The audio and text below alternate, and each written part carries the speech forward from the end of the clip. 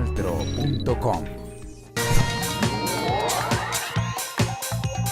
En nombre de la Asamblea Nacional Constituyente, los presidentes, en representación del pueblo, proclamamos la nueva Constitución de Colombia.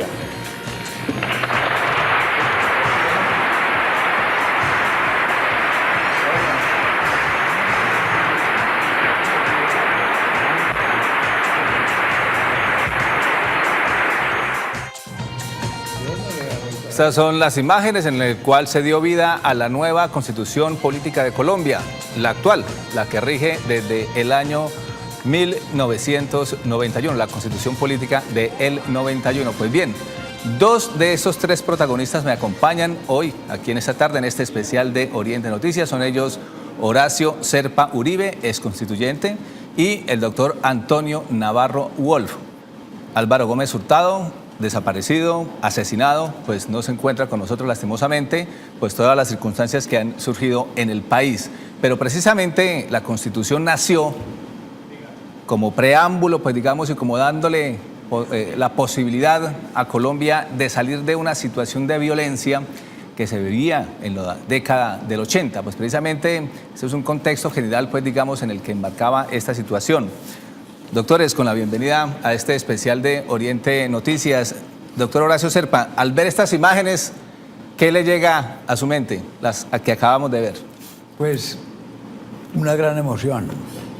El ACETI fue un momento culminante del país y, por supuesto, de nuestras vidas. Este fue un acto que no preparamos, que organizó el doctor Álvaro Gómez Hurtado, porque él estuvo a cargo de la organización de lo de ese día, y no había visto yo esa grabación, de manera que, bueno, estoy feliz. Igual le pregunta, doctor Antonio Navarro Wolf, ¿qué sintió, pues digamos, al ver estas imágenes, al recordarlos? Usted sabe que uno tiene muchos días importantes en la vida de uno, pero yo sí creo que es el día más importante en mi vida pública. Es ese día 4 de julio, cuando leímos en coro, un poco desafinado el toro, pero en un toro que proclamábamos a nombre de la Asamblea Constituyente la nueva Constitución. La Constitución se acaba de cumplir 25 años, sin duda, es la responsabilidad más importante que he tenido en mi vida pública en estos 26 años desde que el M-19 firmó la paz. Bueno, y en este caso, pues digamos, en la década de los 80 se vivía una situación de violencia sumamente complicada en el país.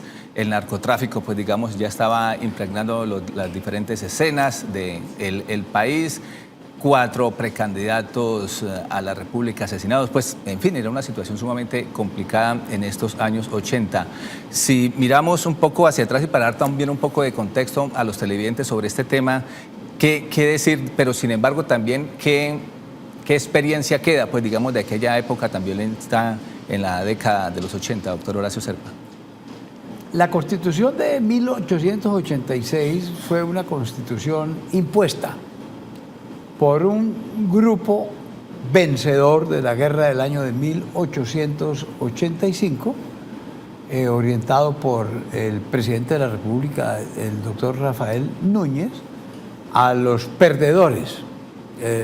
El Partido Liberal perdió la guerra, especialmente los radicales, a raíz de lo que pasó en la batalla de la Humareda, que no propiamente la ganaron las fuerzas gobiernistas, pero que eso fue lo que apareció ante el país.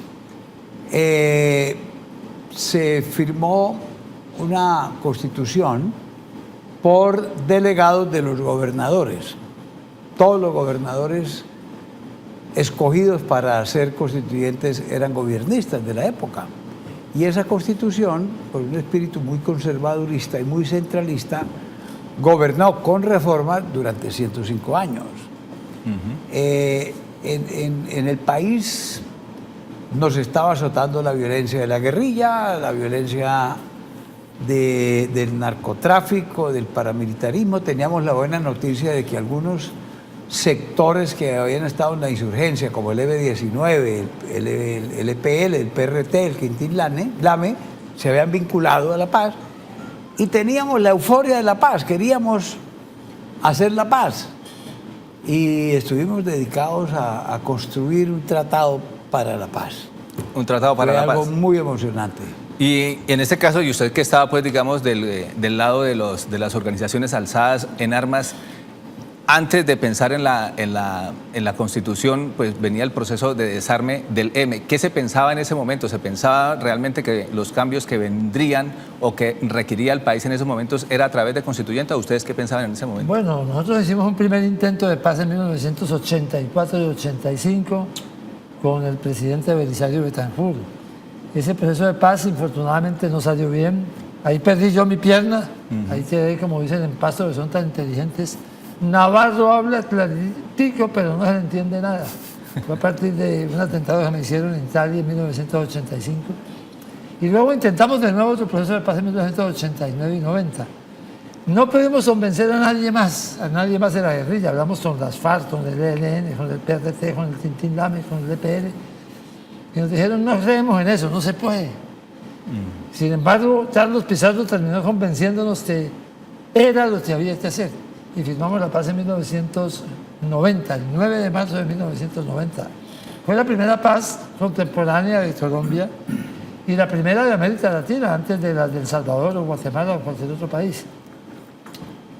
Pero en un momento en que además había una violencia brutal. No nos podemos olvidar que mataron a Jaime Pardo Leal, que hirieron a Ernesto Samper Pizano, que era en ese momento precandidato no, ya en ese momento era expresidente. Que después mataron a Luis Carlos de Arán, a Bernardo Jaramillo, ya como candidato presidencial, a Carlos Pizarro como candidato presidencial. Mataron centenares de jueces, de fiscales, el procurador Carlos Mauro Hoyo, ponían bombas en todos lados. Recuérdese de la bomba que le pusieron frente a la sede del DAS, un bus lleno de explosivos que, bueno, produjo... Decía hoy en el evento en que estuvimos aquí en Florida Blanca, decía Horacio Serpa, que eso que está pasando en Irak o en Siria, pasaba en Colombia, y era verdad. Aquí en Bogotá, por ejemplo, pusieron una bomba en el centro andino. Sí. Y mataron ahí un montón de gente, y dieron una niña embarazada, una muchacha embarazada, bueno, una cosa tremenda. La violencia que se vivía en esa época en el país. Y además de todo eso, sí, empezamos nosotros esos procesos de paz, primero el M-19, pero el cartel de Medellín tenía una fortaleza tremenda, había infiltrado instituciones y estaba ejerciendo una violencia ilimitada. Y en ese contexto es cuando se abre paso la idea de la Asamblea Constituyente. Le había propuesto por primera vez el EPL. El EPL, es correcto. Yo ya venía, o sea, se puede decir desde la izquierda ya venía una sí, lo habían propuesto sin mucho éxito en 1984-85. Pero ante la imposibilidad de hacer las reformas que el país necesitaba, ante la imposibilidad de hacer la reforma de la justicia que necesitaba para poder combatir a las mafias, con la creación de la Fiscalía General de la Nación, pues entonces terminó un movimiento estudiantil y nosotros firmamos la paz el mismo año y nos sumamos a todo ese proceso de sacar adelante esa Asamblea Constituyente. Y precisamente, y no solamente ustedes, sino que fue, digamos, en ese momento que se dio, pese a la situación de violencia, o precisamente también a raíz de tanta violencia, pues que alguien tenía que despertar, alguien tenía que plantear salidas alternativas. Veamos la siguiente información, la siguiente nota, que también nos refuerza un poco el contexto del país en este momento, en la década de los 80. 1989 fue un año negro para Colombia. 12 funcionarios judiciales fueron asesinados en La Rochela, Santander.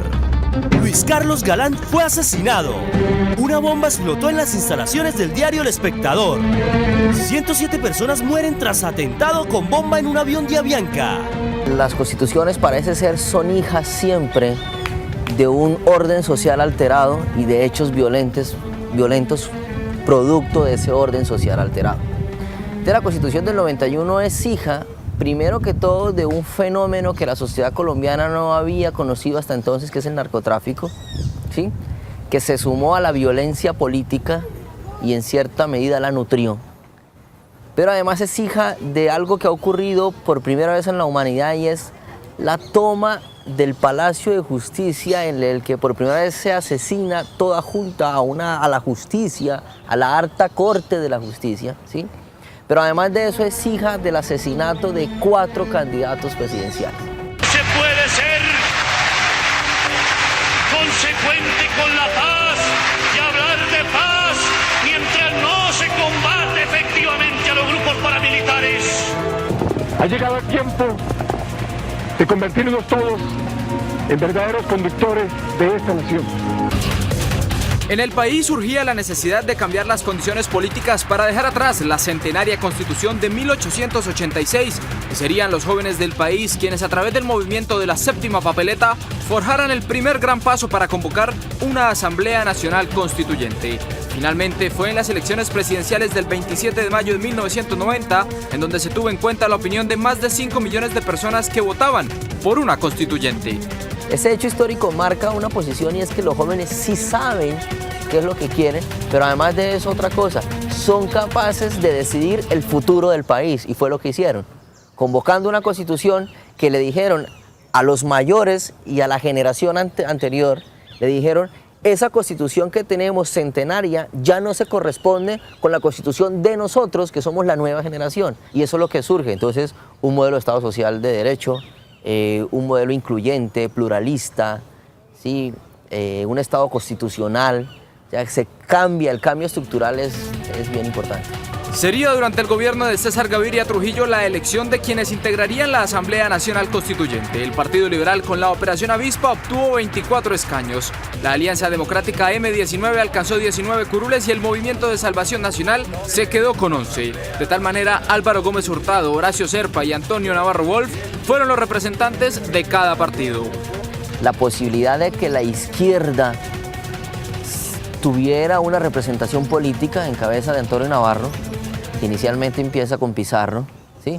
Pero que no se puede concretar en Pizarro por un hecho que ya conocemos, en la muerte de Pizarro, pero que se logra en Antonio Navarro. La figura de Álvaro Gómez Hurtado representaba algo, quizás un cambio de posición política del Partido Conservador frente al conflicto armado.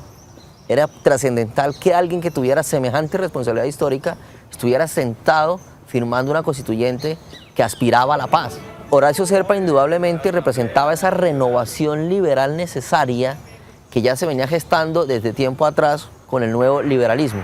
Ellos tres representaron la renovación política en ese momento.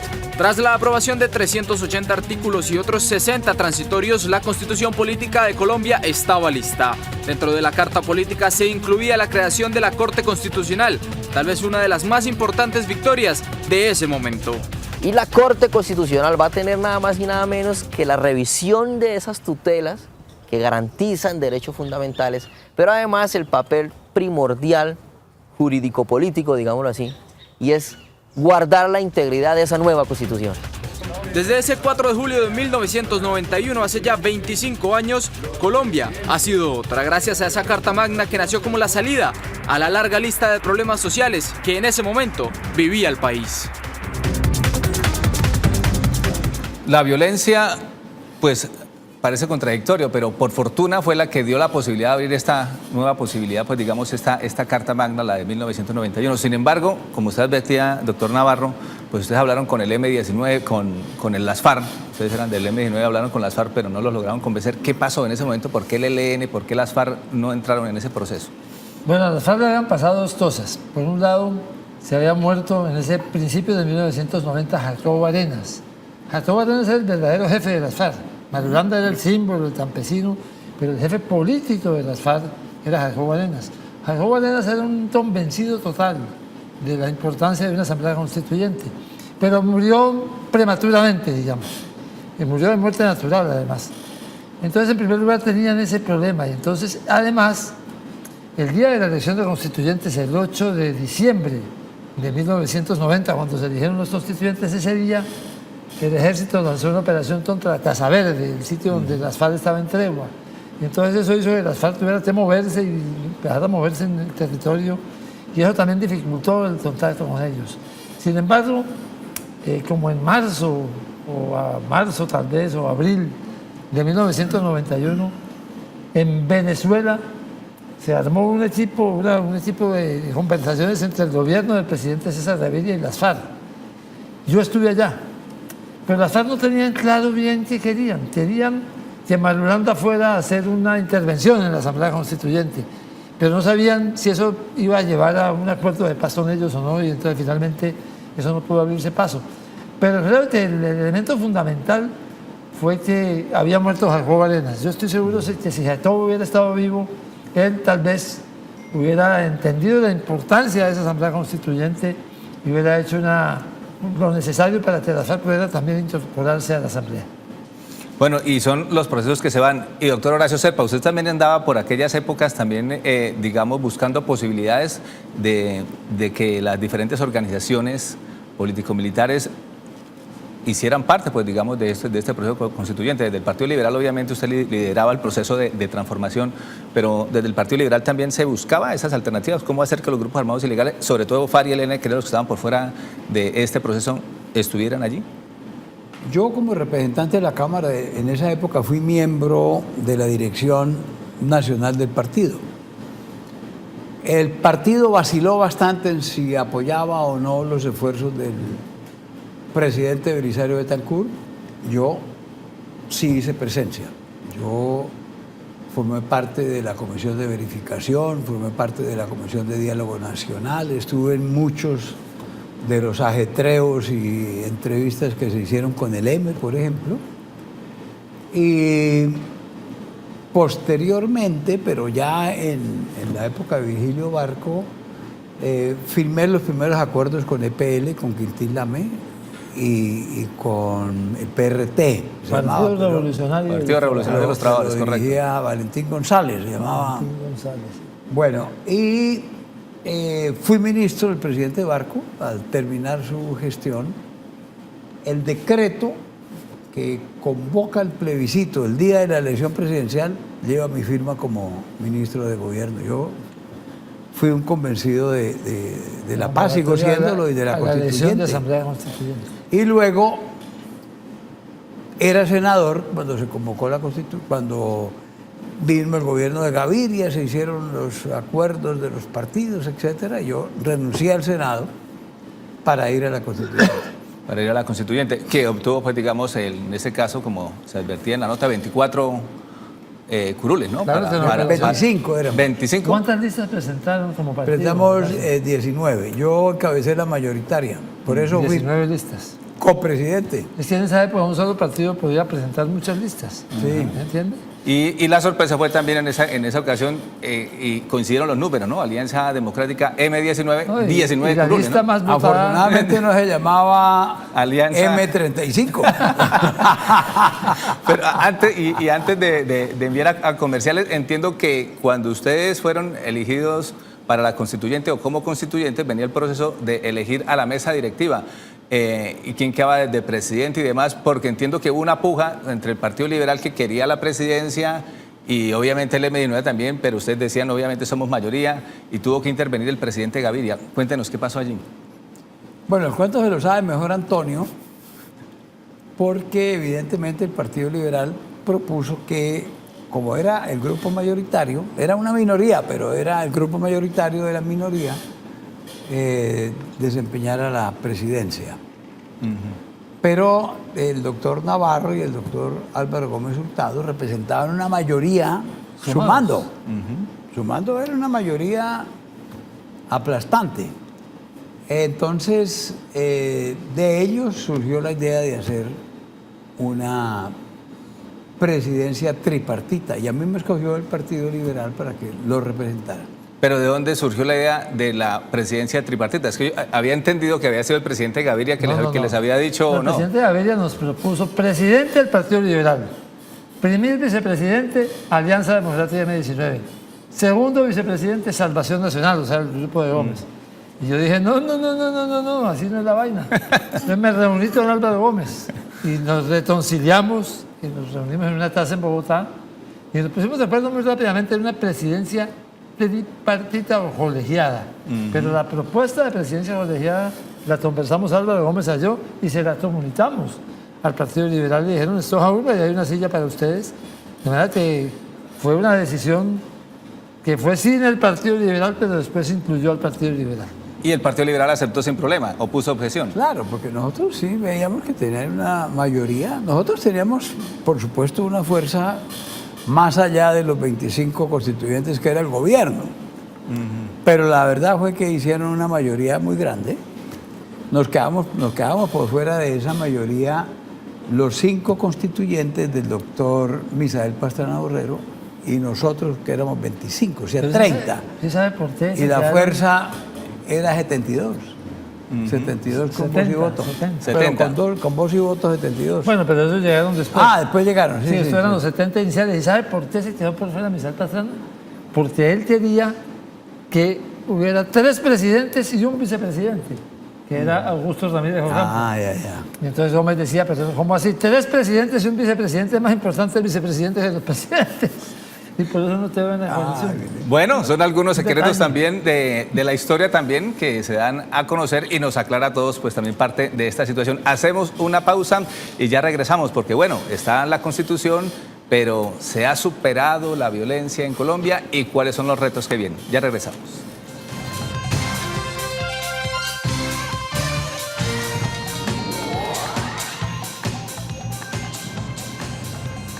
Continuamos en este especial de Oriente Noticias, la Constitución de 1991, 25 años. ¿Cuáles son sus logros?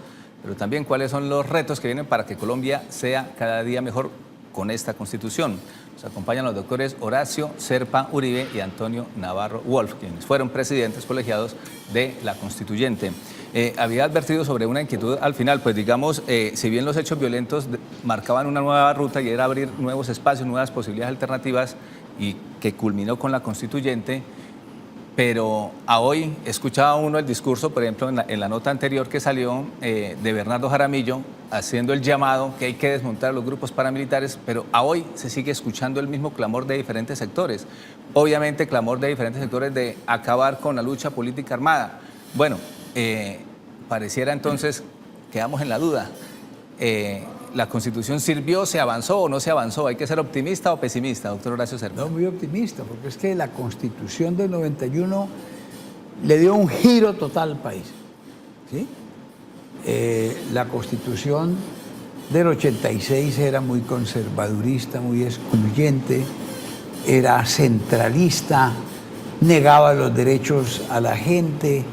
El país vivía en una violencia tremenda, pero también en una gran inconformidad.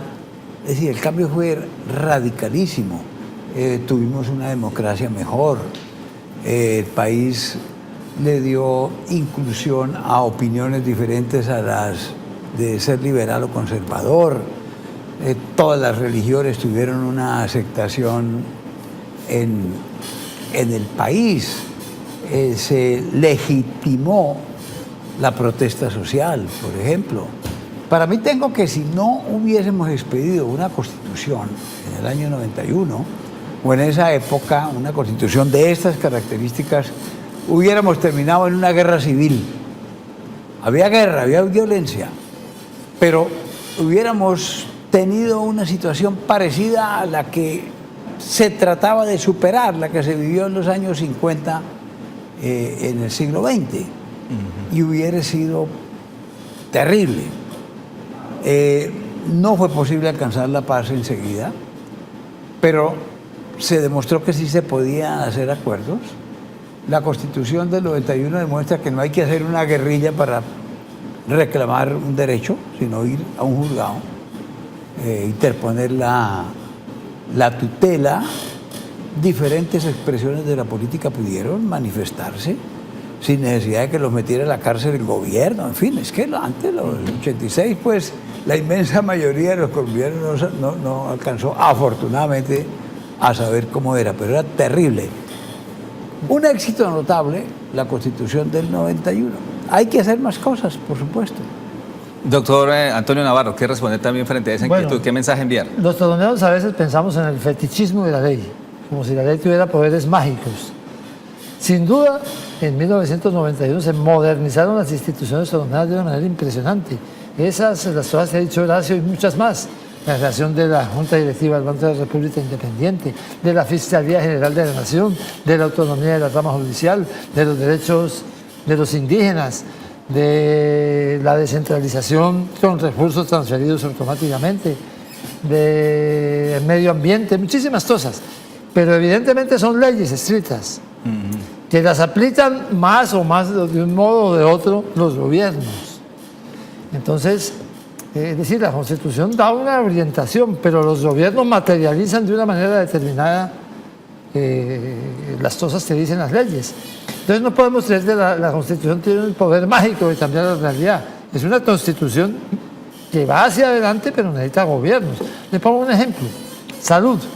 Yo me puse a mirar el dinero que se invertía en salud. Yo fui ministro de Salud en 1990, antes de la Constituyente, y el dinero que se invierte hoy en salud y se multiplica por 4 en pesos constantes. O sea, hoy se está invirtiendo 4 veces más en salud en pesos constantes que lo que se invertía en 1990. Pero se hizo a través del mecanismo de Ley 100, de EPS, de unos intermediarios de salud, etcétera, que son parte de todas las dificultades. Entonces la Constitución sí ordenó más inversión social en salud y educación. La educación también se multiplicó por 4 la inversión en estos 25 años, en pesos constantes. Pero las leyes y los gobiernos son los que diseñaron la manera en que esa inversión se hacía, y entonces hoy las dificultades que tiene la salud no son por falta de inversión, de un aumento de inversión importante, sino por la manera como se hace, que es a través de EPS y de Ley 100, que tiene todas las dificultades que hoy estamos viviendo. Todo el modelo que se cree para determinado programa o plan. Bueno, en este caso, pues digamos, una de las novedades de la Constitución del 91 tiene que ver con la descentralización. Veamos la siguiente información. La Constitución de 1991 introdujo cambios fundamentales en el régimen territorial. Este pasó de un esquema con centralización política y descentralización administrativa a un sistema de autonomía para las entidades territoriales sin perder la vista del Estado. La autonomía es entonces afirmación de lo local, seccional que por ello la Constitución Política de 1991 le dio un cambio a las regiones y departamentos, ya que lo que busca es conseguir unas regiones eficientes, competitivas y empoderadas. Hoy en día las regiones han venido perdiendo recursos y la posibilidad de desarrollo. Es por esto que los tratadistas han defendido y han sido partidarios que cada región tenga su propia autonomía. La situación de hoy no es la misma, ya que muestra un cambio en la estructura de gobierno y manejo de los recursos para las regiones, ya que los departamentos no cuentan como antes con dicha autonomía. No se puede negar que en estos cambios con la reforma política, o más bien con la reforma a la Constitución, pues hubo cambios en la política, en la forma de elegir. Por lo menos se consolidó mucho más este proceso de elección y que fuera más de carácter popular en las alcaldías, en las gobernaciones, en fin. Esto es un logro. Sin embargo, viene la inquietud también, la objeción. Se abrió posibilidad incluso para que la corrupción penetrara desde la localidad. ¿Qué hacer frente a esta realidad? Doctor Horacio Serpa Uribe. Bueno, primero no creo que las regiones sean más corruptos que en el centro. Ese es un cuento del centralismo, porque el centralismo ha seguido. Se necesita hacer más cosas, pero de todas maneras, en la Constitución del 91 se hicieron unas reformas muy importantes que luego fueron modificadas constitucionalmente para que no le llegara la plata que debía llegarles a los gobernadores y a los alcaldes. Esto de la centralización y de la descentralización es una guerra a veces de verdad, con muertos y con fusiles, y guerra ideológica en otras oportunidades durante 200 años. Los colombianos se pusieron a pelear entre si eran centralistas o federalistas, etcétera, un desastre. Pero ahora pienso que se necesita acentuar la descentralización, pero sobre todo que sea con plata, porque es que a los gobernadores y a los alcaldes ahora les imponen deberes, hagan esto, pero la plata se la quedan allá, en el gobierno central, ni siquiera que digo que en Bogotá, es el gobierno central. Entonces eso requiere todavía más transformaciones. Doctor Navarro. Sí, miren, nosotros dijimos eso exactamente, descentralización con plata. Descentralización sin plata es un saludo a la bandera. Y entonces se diseñó un mecanismo para que hubiera unas transferencias crecientes a las entidades territoriales. Eso tuvo una primera contrarreforma en el año 2009, No, en 1999. Cuando el gobierno de Misael Pastrana tuvo una disminución del tamaño de la economía, un decrecimiento del 4.5%. De Andrés Pastrana. Perdón, sí, no dije de Misael, no, de Andrés Pastrana. Tuvo una disminución del crecimiento de la economía en 4.5%. Entonces dijeron, bueno, no, necesitamos, mientras la economía vuelve a crecer, que paremos un poco ese crecimiento de las transferencias a las regiones. Y luego, eso fue transitorio, y luego vino el gobierno de Álvaro Uribe Vélez, que tenía, cuando terminó esa transición, entonces tenía que hacer volver otra vez a la norma constitucional. E hicieron una cosa llamada el Sistema General de Participaciones, que ya no era lo mismo que estaba en la Constitución original, y que ha ido disminuyendo las transferencias a las regiones y volviendo al centro. Yo tengo unos datos. En el presupuesto del 2016, el dinero de inversión manejado por el gobierno nacional, por el gobierno central, son 48 billones de pesos. Y lo transferido a departamentos y municipios por el Sistema General de Participaciones son 30 billones. Si se hubiera mantenido la lógica de la Constitución original, hubiera sido al revés. Las regiones estarían administrando 48 billones y el gobierno nacional 30 billones. Pero, pues este presidente que no quiere tener más plata para poder manejar desde Bogotá, pues ese presidente no lo ha inventado. Y la verdad es que la transferencia de recursos esencial para que la descentralización funcione se ha frenado. Y es un tema que hay que volver a discutir. De verdad. Ahora, a esto sumémosle el tema de regalías. El tema de regalías, obviamente, el que ahora recibe, aplaude. El que le quitaron, pues dice, ¿qué pasó? Pero hasta ahí está bien. El problema de regalías es que se metió el gobierno nacional a tener voz y voto en unos dineros que son de las regiones. Claro. Son de los municipios y departamentos, no son del gobierno nacional en Colombia. ¿Y el doctor Horacio Serpa está de acuerdo con esa redistribución de las regalías? Yo me opuse como gobernador de Santander porque no nos convenía a los santanderianos. Bueno, y ahora, cambios que se dan permanentemente en la Constitución. Veamos la siguiente información. ¿Cuáles son los cambios principales que ha tenido la Carta Magna en Colombia? Un poco más de una reforma por año ha sufrido la Constitución Política de Colombia. En total, 41 cambios a la fecha. Esto sin contar aquellos actos legislativos que por distintas razones han sido declarados inexequibles por la Corte Constitucional. En sus 25 años de promulgación, la Carta Magna de los colombianos ha registrado buenas, malas e innecesarias reformas. Entre las más destacadas está la reforma política que estableció el umbral de los partidos políticos, pues de 80 colectividades se pasó a menos de 10. Además, el manejo central de las regalías, que antes estaba en manos de los municipios, y la eliminación de la reelección presidencial inmediata. También han registrado algunas reformas a la Corte Constitucional de 1991.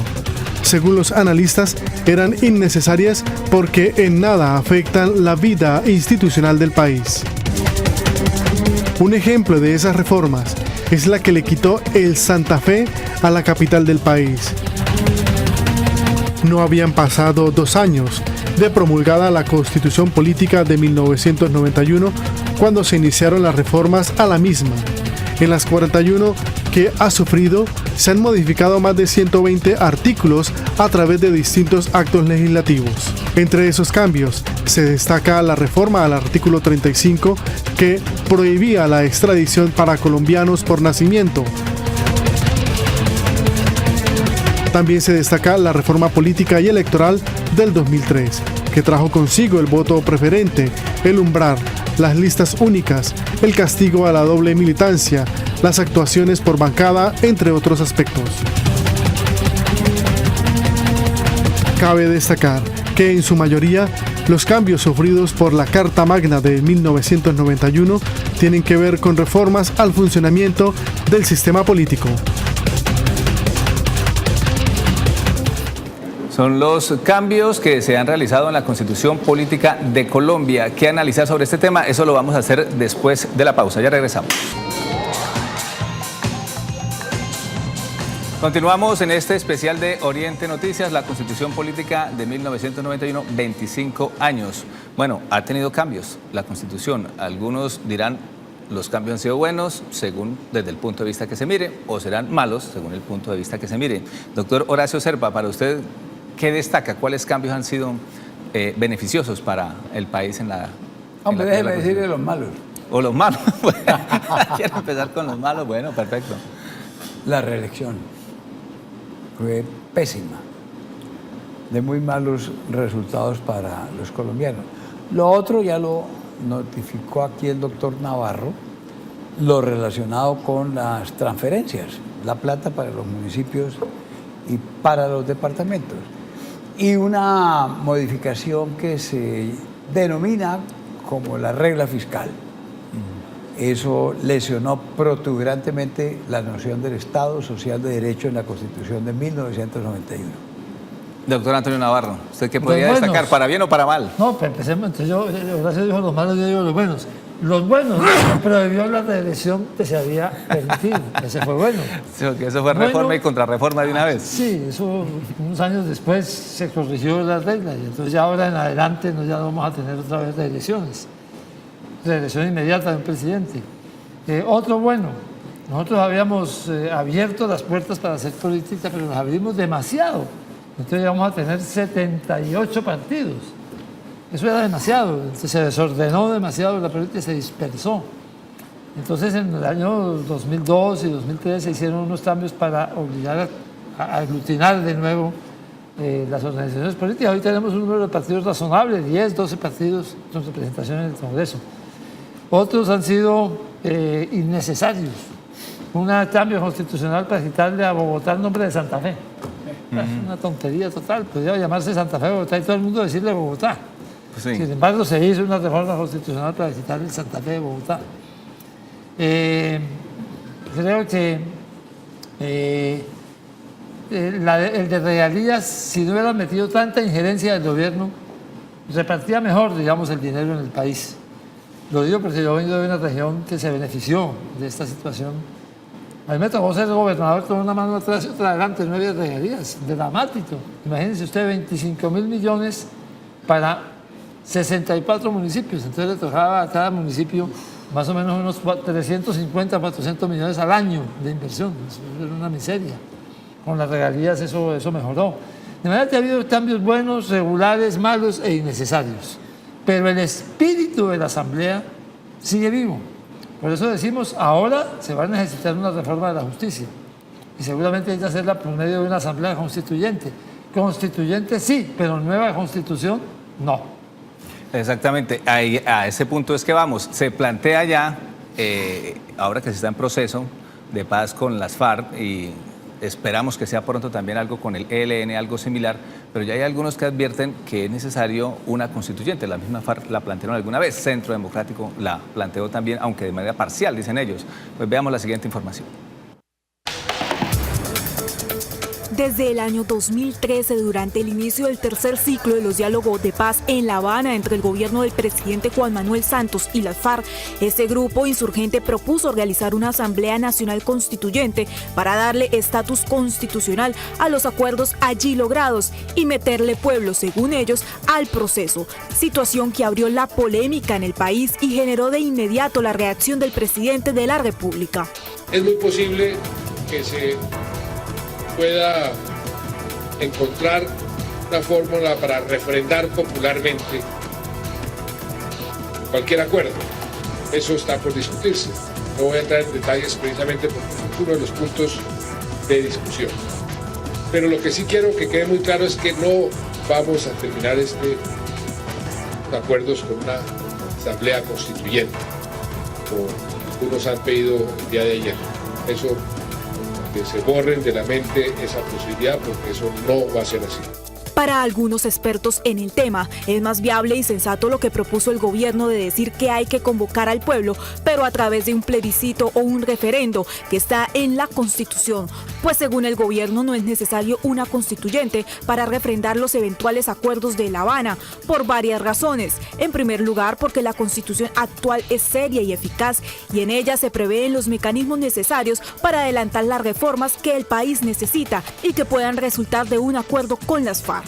Sin embargo, hay otro grupo de expertos que aseguran que para realizar una constituyente deben estar todos los actores, situación que no se dio en la Asamblea Nacional Constituyente en el año de 1991, por cuanto se debe efectuar nuevamente. Constituyente. Bueno, tiene 25 años la Constitución de Colombia, que fue promulgada en 1991, pero ya hay algunos que advierten, pues hay que mirarla en esa posibilidad. Navarro aquí planteó, no, a eso le entendí. ¿Por qué no? No, constituyente como la propone las FARC, no, porque las FARC serían un tercio de los constituyentes representando organizaciones sociales y gremiales, otro tercio de las FARC y otro tercio en voto popular. No, eso no puede ser una constituyente que el país necesita. Además, para refrendar un acuerdo de paz no se necesita una asamblea constituyente. Un plebiscito como el que se va a realizar ya dentro de pocas semanas es suficiente.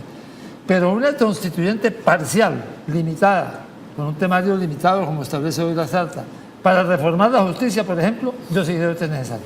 Doctor Horacio Serpa, ¿qué decir sobre este tema? Tenemos una magnífica constitución. Es una constitución que facilita lograr la paz. Aprobaron el plebiscito. Yo invito a todas y a todos los santanderianos y norte santanderianos a que apoyemos con el sí en el plebiscito. Ahora, después del plebiscito, después de los acuerdos, tenemos que mirar unas reformas para que definitivamente no queden cabos sueltos. Estoy de acuerdo con el doctor Navarro, una constituyente limitada a unos temas, los temas que yo pienso que se deben hacer en esa constituyente como reformas de fondo, la reforma política, porque no la hacemos en el Congreso. Reforma política y electoral, uno. Segundo, la reforma de la justicia. Hay que hacer una constituyente para que reforme la justicia. En el 91 hicimos grandes avances, falta. Tercero, la descentralización, la parte territorial, lo que tiene que ver con más plata para los municipios, para los departamentos, autonomía de las entidades territoriales y cuarto, la reforma económica. Hay una gran concentración de la riqueza en Colombia, los ingresos en Colombia se distribuyen muy mal, por eso hay tanta desigualdad y hay que combatir la desigualdad. Entonces, también reforma económica. Bueno, y esa reforma económica, pues advierte usted, pero sin embargo uno escucha al presidente Santos y él cada rato dice, y le escucha uno permanentemente, no vamos a cambiar el modelo económico y eso que le quede claro a las FARC. Lo que usted está diciendo es... Después. Es después de los acuerdos con la FARC. Ahora viene la firma de los acuerdos, viene el plebiscito, luego nosotros en el Congreso vamos a tramitar una serie de reformas constitucionales y de leyes. Ya cuando eso esté marchando, etcétera, se hayan decantado las cosas. Por ejemplo, en el 2019, cuando se celebran los 200 años de la batalla de Boyacá. Hombre, una constituyente limitada. Estos temas me parecen a mí supremamente importantes, que no se van a resolver con los acuerdos. ¿Iba a decir algo? Iba a decir algo. 7.000 o más de 7.000 guerrilleros de las FARC quieren desarmarse. ¿Cómo les vamos a decir que en el plebiscito? Hay que votar sí. Bueno, sí, el plebiscito ya está aprobado. Para quienes estamos entendiendo todo este trabajo que viene desde la parte del Congreso y demás, plebiscito, pero también acto legislativo para la paz, ¿cómo es esta situación? ¿Cómo explicarle a los televidentes cómo entender este proceso que viene? No, ahora viene la firma de los acuerdos. Estamos en un cese bilateral del fuego definitivo. Viene la firma de los acuerdos. Vendrá el plebiscito. Seguramente por una gran mayoría el plebiscito recogerá la palabra sí de los colombianos para aprobar los acuerdos. Inmediatamente viene la implementación de los acuerdos. Hay que hacer unas reformas constitucionales y hay que hacer unas leyes. Ya cuando pase todo esto, ya cuando se hayan vinculado a la democracia los que hoy son guerrilleros sin armas, por supuesto, y con el compromiso de la no repetición, vamos a tener que mirar otros temas para que definitivamente, yo digo, no queden cabos sueltos, para que podamos hacer la gran reforma económica, de la justicia, de la territorial y la política. Mirando a futuro, por estos días vi una información en medios nacionales que cuestionaban cuáles fueron los pagos que hizo o cómo fueron sancionados los miembros del M-19 cuando el Palacio de Justicia. Con las FARC posteriormente no podría pasar lo mismo, es decir, hay garantías y usted se siente con garantías, digamos, de que la Constitución le blinda y le da posibilidades para poder ejercer sin problema alguno. Yo me siento tranquilo porque hemos cumplido y hasta sobrecumplido. Mataron a Carlos Pizarro 46 días después de que firmamos los acuerdos de paz y no nos devolvimos para el monte, ¿no? Hemos cumplido, el M-19 lo ha hecho con juicio, con seriedad. Hemos ocupado cargos públicos por el voto popular. Los más importantes que han tenido las fuerzas alternativas en este país, la alcaldía de Bogotá, la gobernación de Nariño, otras alcaldías como la de Pasto, la de Yumbo, etcétera, la de Zipaquirá. De manera que pues nosotros hemos cumplido. Ahora, si en algún momento determinado llega la justicia a considerar que quedó mal hecho lo de 1990, el indulto, pues ya veremos qué hacemos. Pero los acuerdos tienen que tener estabilidad. Un acuerdo que se ha cumplido, que ha sido serio, pues hombre, ¿cómo lo vamos a cambiar 30 años después? No, eso no puede ocurrir. Y es decir, al hacer la reforma a la Constitución para que las FARC puedan ingresar a la vida civil, ¿es parte de tranquilidad entonces también para ellos? Claro, porque los acuerdos no se van a poder modificar en esa constituyente porque están aprobados por el pueblo. Votados en el plebiscito. En el plebiscito. Esa es una seguridad muy grande. Ahora, lo que dice Antonio, ¿cómo nos vamos a devolver? Y evidentemente, no, el M-19 ha cumplido y el EPL y tal, pues... Ahora, para tomarlo... Antonio es un ejemplo grande. Jocosamente. Que me van a meter otra a la pisota, pues me voy para la pisota, ya no pago arriendo, no pago desayuno, almuerzo y comida. Y no tengo que pagar impuestos, de manera que me voy otra vez para la pisota, ¿cuál es el problema? Bueno, está dispuesto, pues digamos, estaría dispuesto si le llega una sanción de ese tipo. Bueno, el caso es que se respira nuevamente anhelos de paz, aires de paz, como hace 25 años. Pues esperemos entonces que esto sea una realidad. Doctores, Horacio Serpa Uribe, muchas gracias por su participación en este espacio, por darle la posibilidad de explicarle a los televidentes pues, los grandes logros, pero también los grandes retos de la Constitución. Muy amable. Muchísimas gracias. Muchas gracias. Y bueno, este es el reto, pues digamos que queda, obviamente, ellos también lo dijeron acá, pues está plasmado, está allí todo escrito en la Constitución. A esto hay que meterle pueblo, hay que meterle ciudadanía que le dé validez a cada uno de estos puntos. Y obviamente recordamos también al doctor Álvaro Gómez Hurtado. Nos veremos en una próxima emisión.